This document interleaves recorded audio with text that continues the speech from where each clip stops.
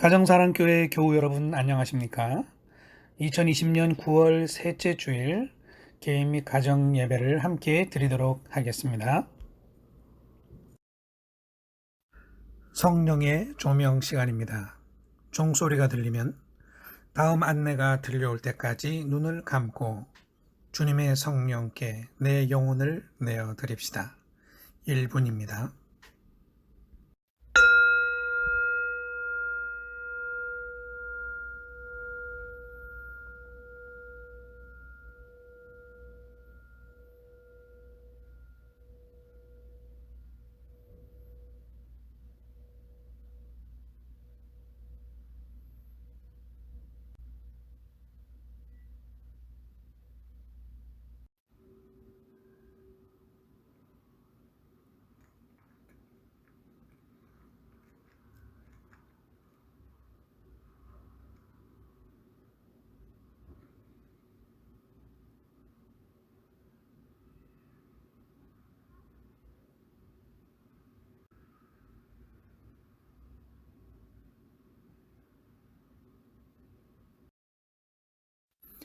이제 찬양 소리를 들으며 마음을 다하여 주님을 찬양하겠습니다.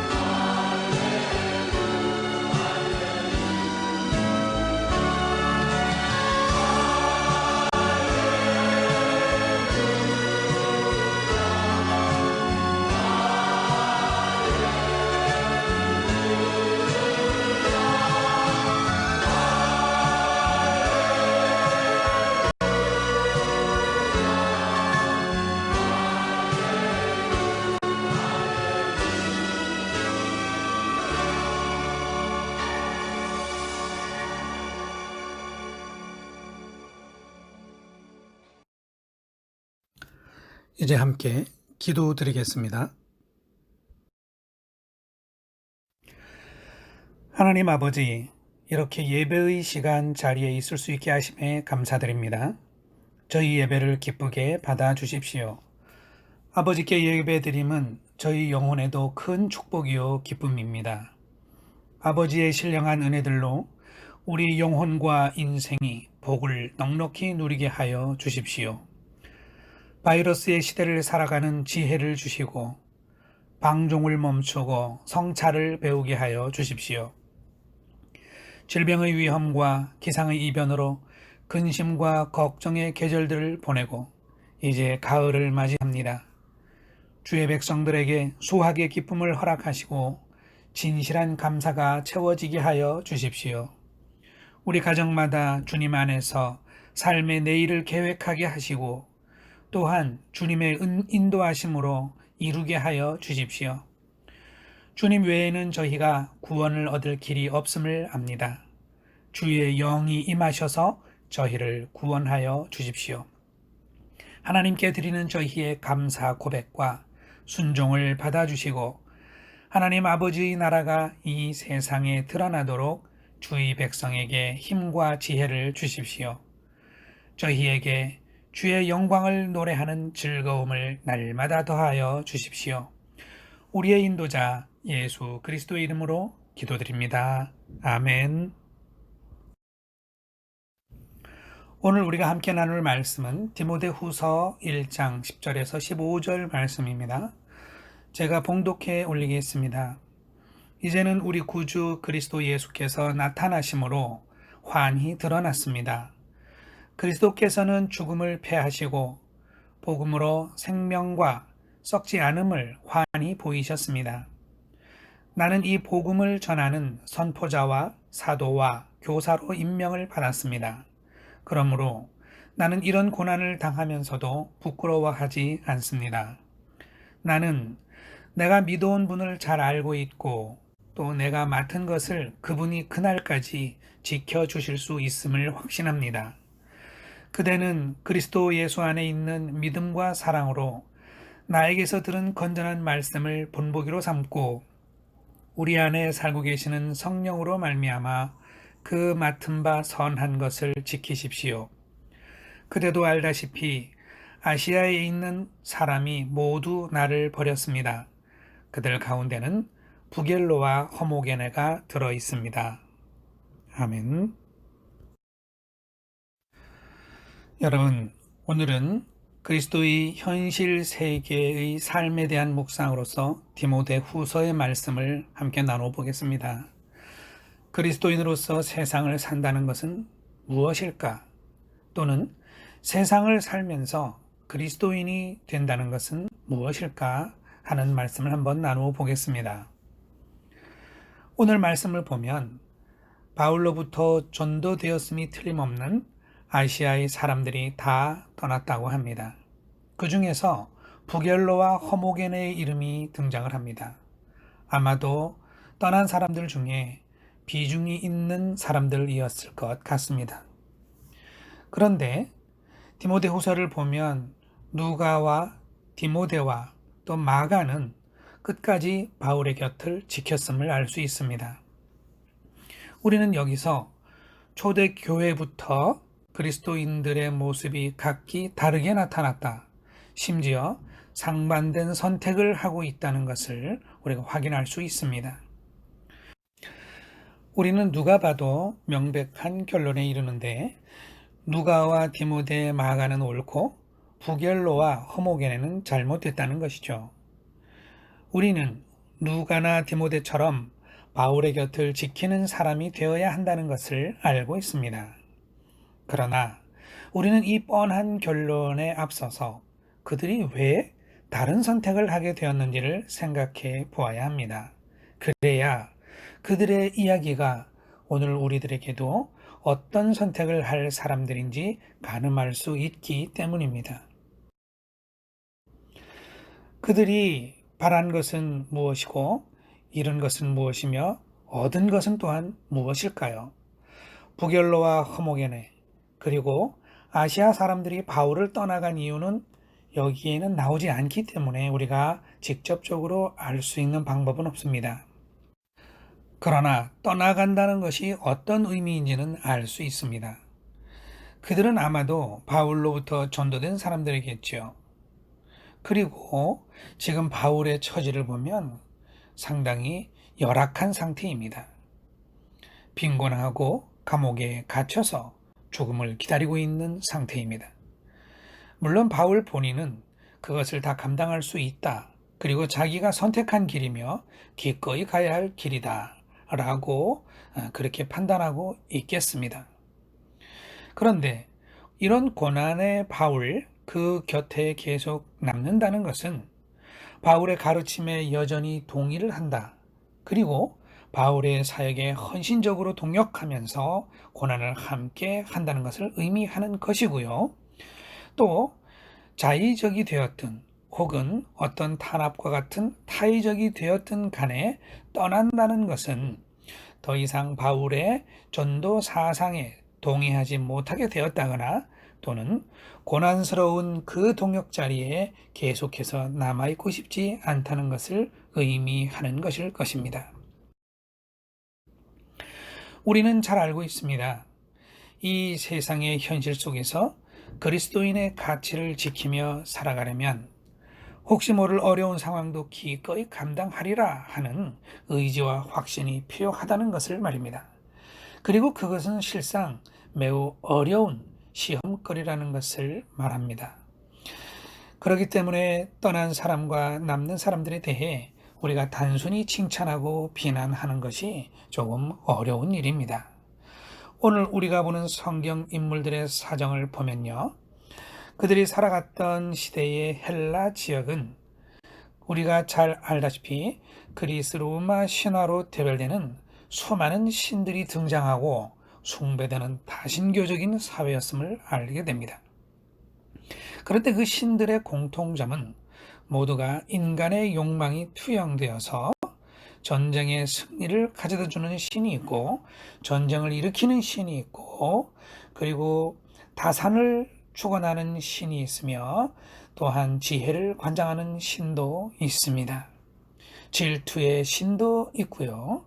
또한 그 시대에는 지혜를 높이 숭상하는 철학이 유행했으며 또한 인간의 지식을 통해 가지고 영원한 자리에까지 이룰 수 있다라고 하는 영주주의 같은 것들이 부흥하는 그러한 시대였습니다.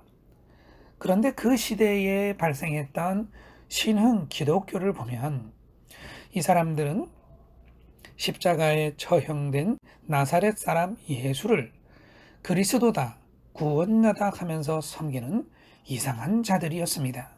그러다 보니 사회적으로도 핍박이 있었고 이제는 국가적인 핍박이 진행이 되어 가는 상황입니다.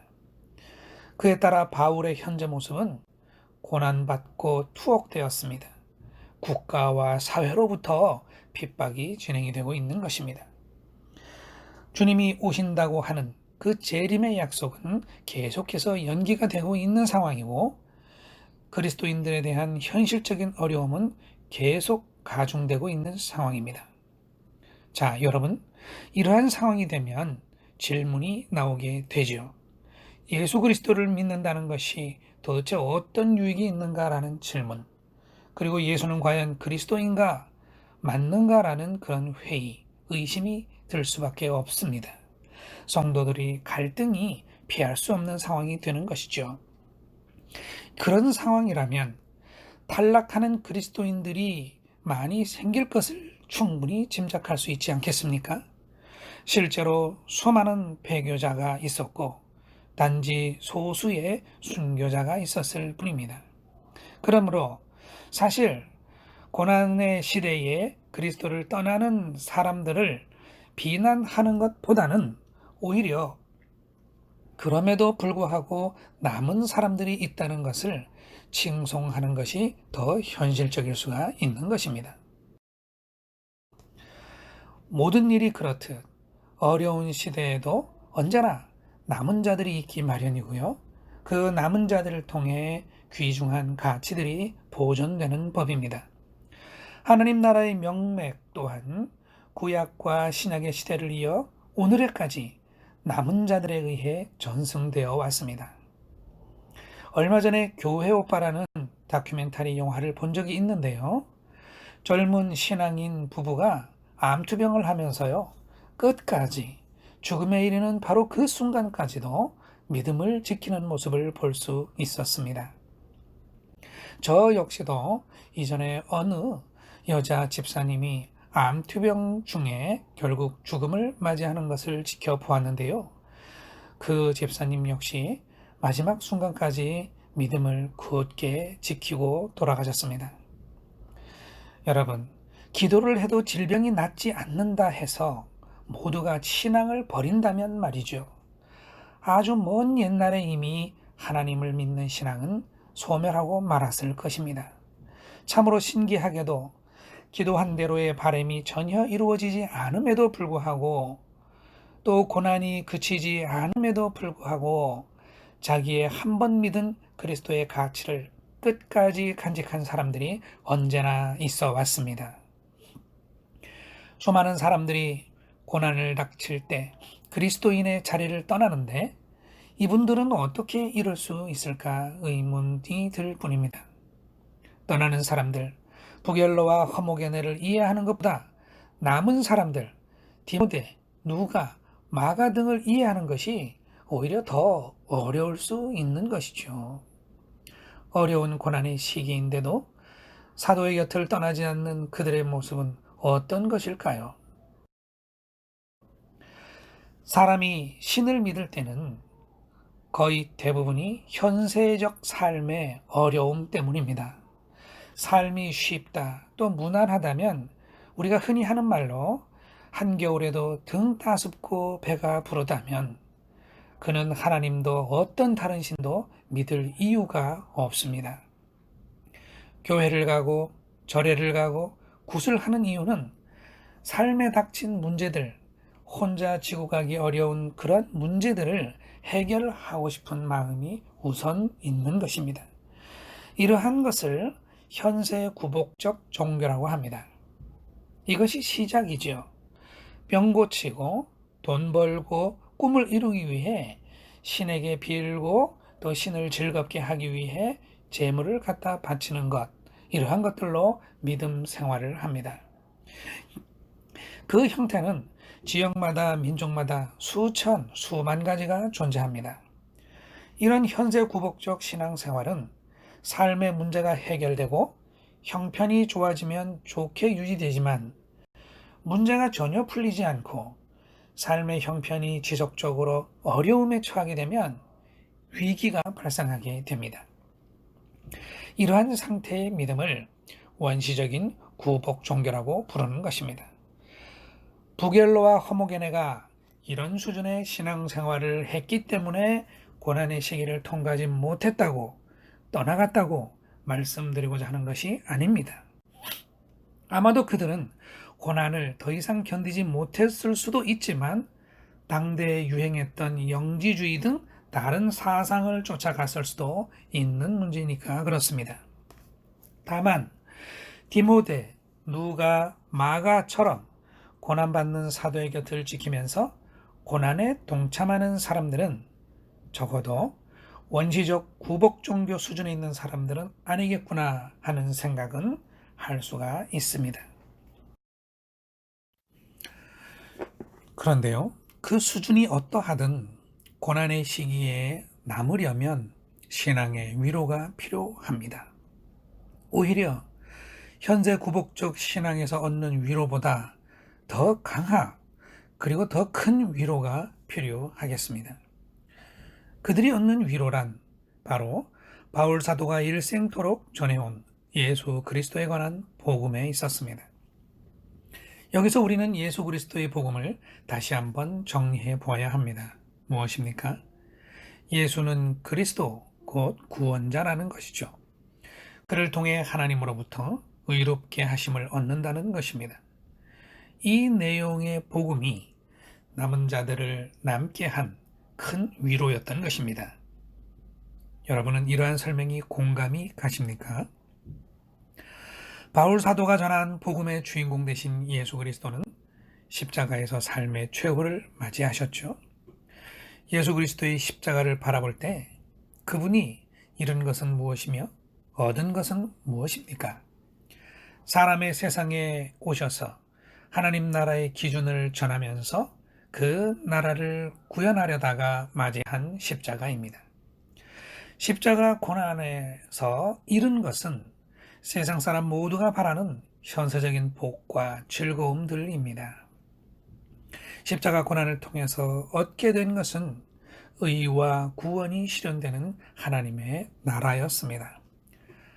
바울 사도의 곁에 남은 사람들은 의와 구원이 실현되는 하나님 나라를 통해서 강력한 위로와 확신을 얻었기 때문에 현세에서 겪는 고난의 시간들을 능히 견딜 수 있었던 것이죠.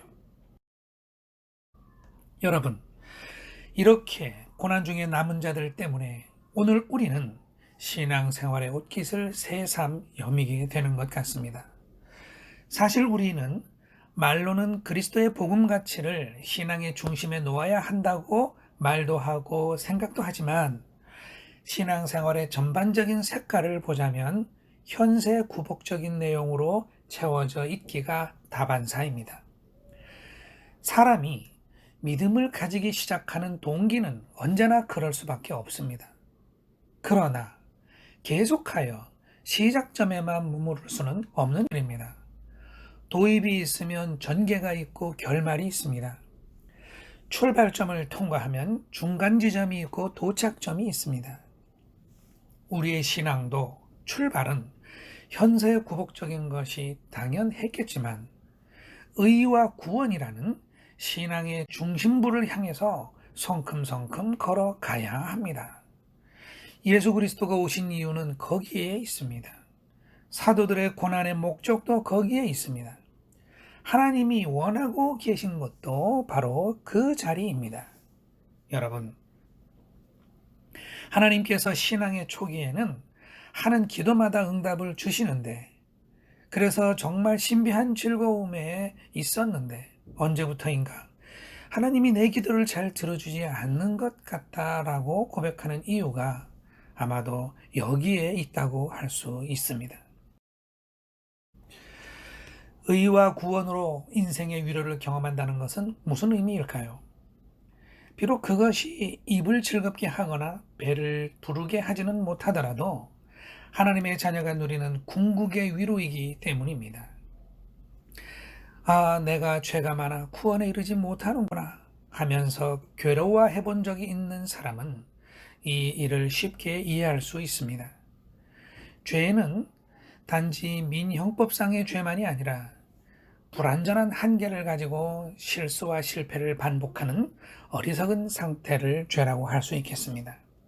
이 상태는 늘 불안하고 두렵고 분노에 잠겨 있습니다. 불행 속에 늘 있습니다. 구원이 필요합니다. 의롭게 된다는 것은 이러한 죄를 극복한 상태입니다. 구원은 완전한 평안에 도달한 상태입니다. 만일 의와 구원을 얻을 수 있는 방법을 발견할 수만 있다면 이보다 더 기쁘고 더 좋은 소식은 없을 것입니다. 고난이라는 말은 현세 구복적인 관점에서 판단할 때 나오는 단어죠. 그렇기 때문에 디모데나 누가나 마가처럼 고난의 현장에서도 계속 예수 그리스도의 사도 곁에 남아있는 그리스도인들이 있다면 우리는 그들이 현세 구복적 신앙의 단계에서 의와 구원의 신앙으로 성장한 사람들이라는 것을 짐작할 수가 있는 것이죠. 그분들은 비록 현실은 배고프고 춥고 죽음의 위협 아래 있지만 구원의 복음을 바라보면서 날마다 더 완전한 존재로 성장하는 사람들입니다. 여러분, 그리스도인이 된다는 것, 그리고 기도한다는 것은 모든 것이 바뀌는 순간입니다. 그것은 새 창조와 같고 새 하늘과 새 땅이 열리는 것과 같습니다. 어떤 분이 이런 간증을 했는데요. 그분이 처음 교회를 다니기 시작할 때가 청년 시절이었다고 합니다. 그런데 아직 하나님의 은혜를 체험하지 못한 채 마음속에 의심과 질문을 잔뜩 쌓아놓고 지냈다고 합니다. 예수는 과연 부활한 하나님의 아들일까? 성령의 역사라는 게 정말 존재할까? 모든 것이 다 속임수인데 어리석게 믿는 것 아닐까?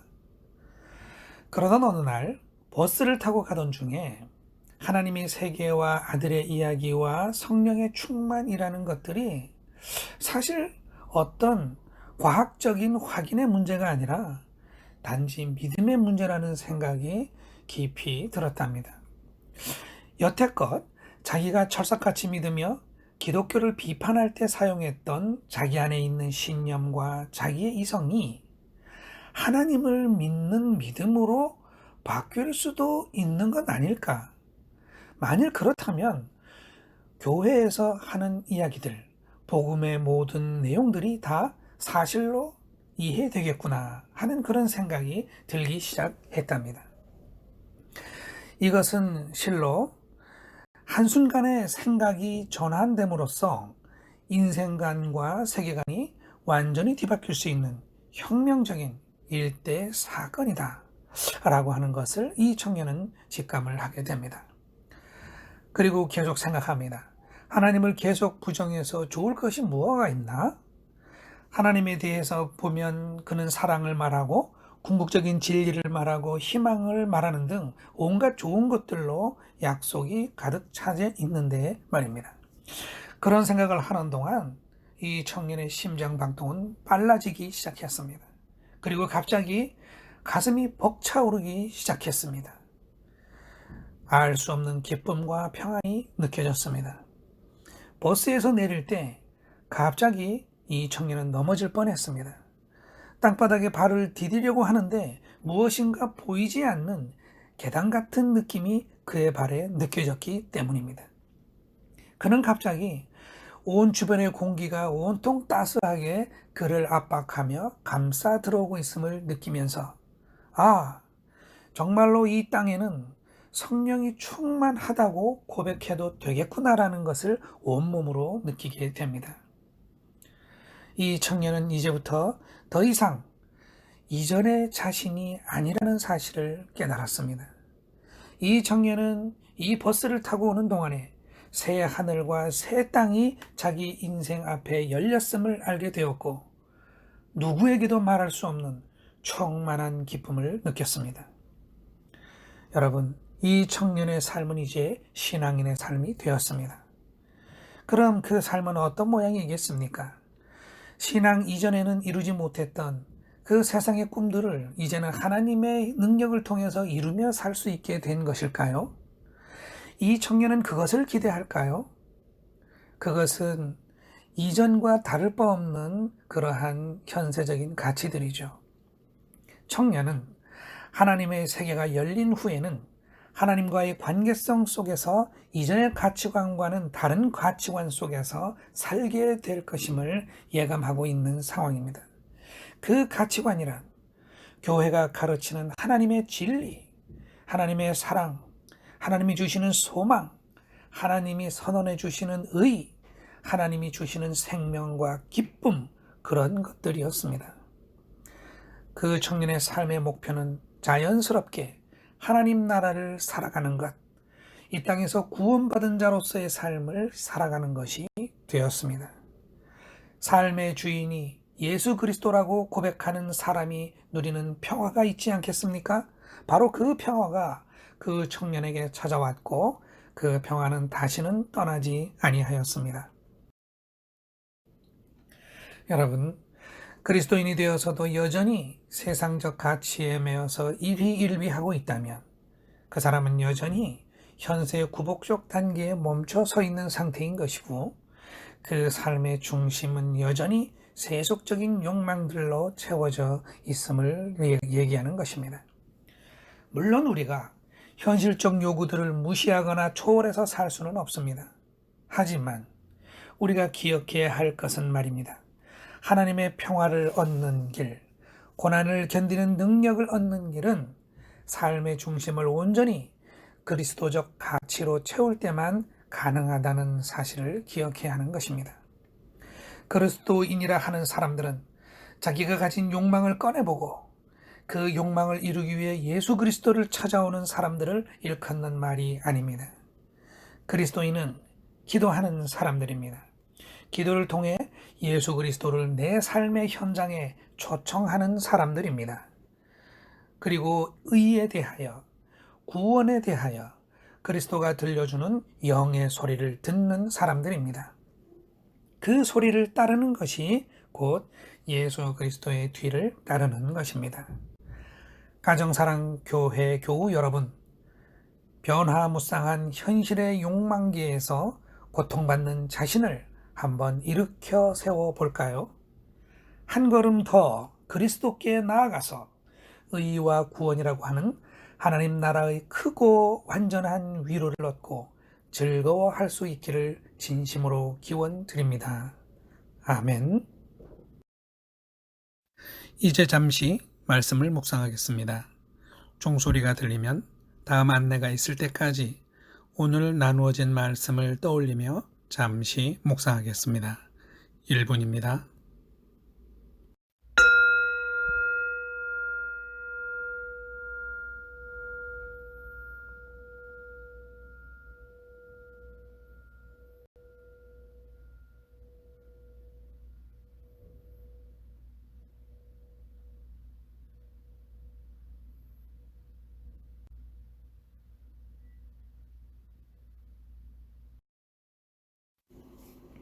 교회 소식입니다. 가을입니다. 우리 각 지체들의 일상에도 수확의 기쁨이 있기를 축원합니다. 어제 토요일은 삭개오 행동 반찬 봉사가 일정대로 진행되었습니다. 요즘 슬픈 소식이 끝이 없습니다. 우리 이웃들의 안녕을 실제적으로 돌아보는 그리스도인이 됩시다. 신앙이 일상을 든든히 세우는 기초입니다. 정기적으로 개인 기도 또 사역자 만남의 시간을 가지시기를 권면드립니다. 가정에 애경사나 영적 돌봄이 필요하시면 교회가 함께 할 수 있도록 사역자들에게 연락 주시기 바랍니다. 주기도문으로 개인 및 가정 예배를 마치겠습니다. 하늘에 계신 우리 아버지, 아버지 이름을 거룩하게 하시며 아버지의 나라가 오게 하시며 아버지의 뜻이 하늘에서와 같이 땅에서도 이루어지게 하소서. 오늘 우리에게 일용할 양식을 주시고 우리가 우리에게 잘못한 사람을 용서하여 준 것 같이 우리 죄를 용서하여 주시고 우리를 시험에 빠지지 않게 하시고 악에서 구하소서. 나라와 권능과 영광이 영원히 아버지의 것입니다. 아멘.